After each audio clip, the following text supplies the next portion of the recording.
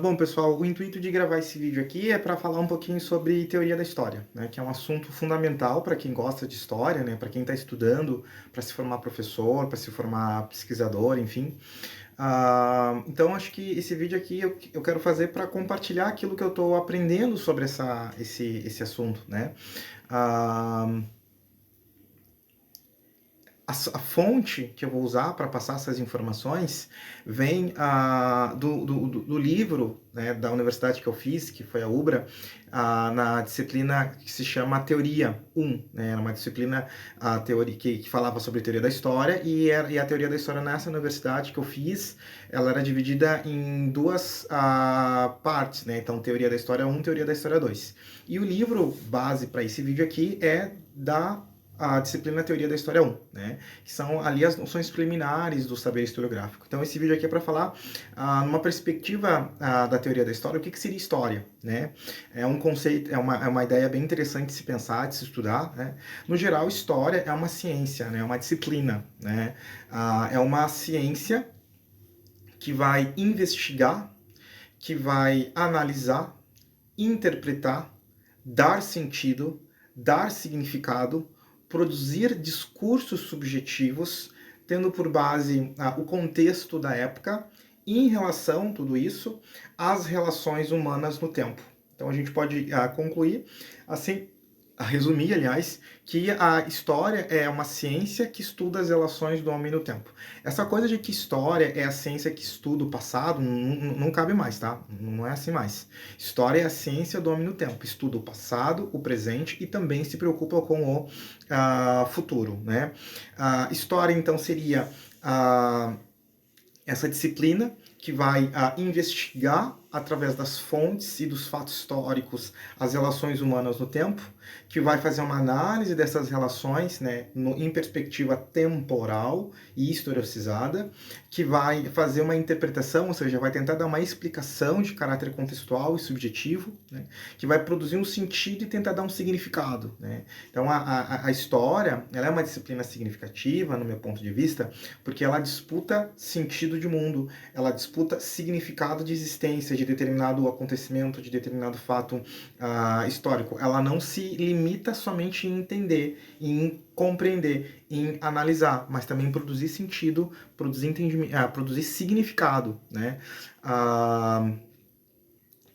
É uma ciência do homem no tempo, a disciplina da história, né, para se construir um mundo mais acolhedor, né, possível. Aqui é uma perspectiva minha, né, na medida que eu estou estudando história, eu penso assim, ó, para que eu estou estudando, né, porque eu quero um mundo mais acolhedor, né, nas suas diferenças, eu quero um mundo em que o sofrimento ele seja mais reduzido possível, né.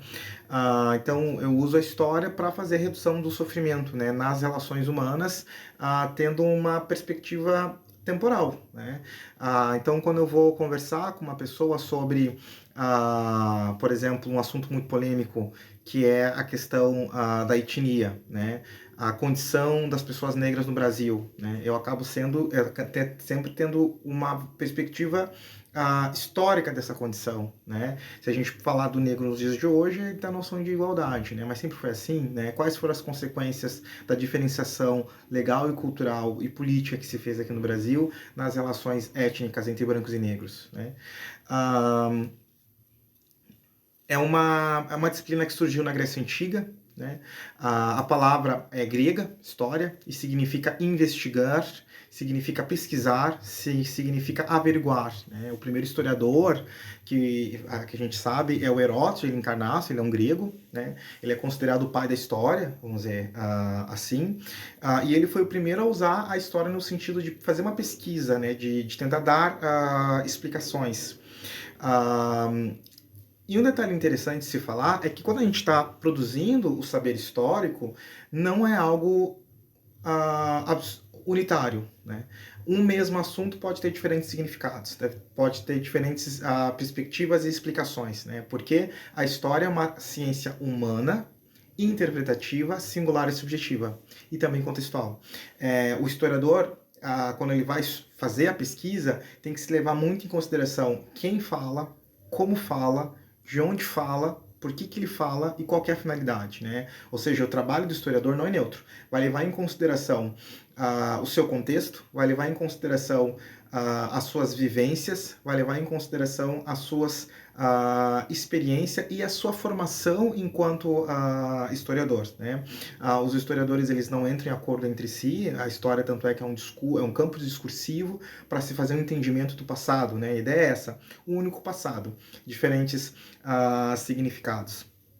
Por exemplo, o historiador Leopold von Ranke, né, ele queria transformar a história numa uma espécie de ciência exata, né, ou seja, ele queria estudar o passado de uma forma objetiva, né, e queria mostrar a verdade sobre o passado, né. Já um outro historiador inglês, né, o Kate Jenks, ele vai dizer que nenhum historiador consegue estudar todo o passado, né? E toda pesquisa historiográfica envolve escolhas, né?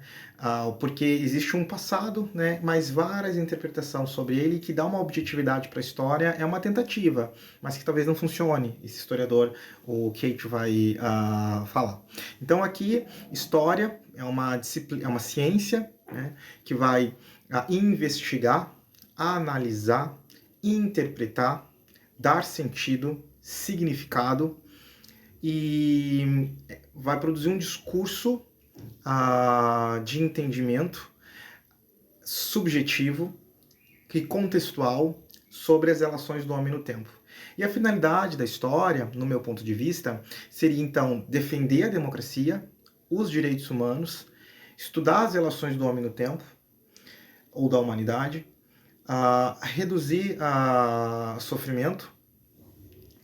Eu acho que essa que seria a finalidade da história, no meu ponto de vista. Diferente do Hobsbawm, né?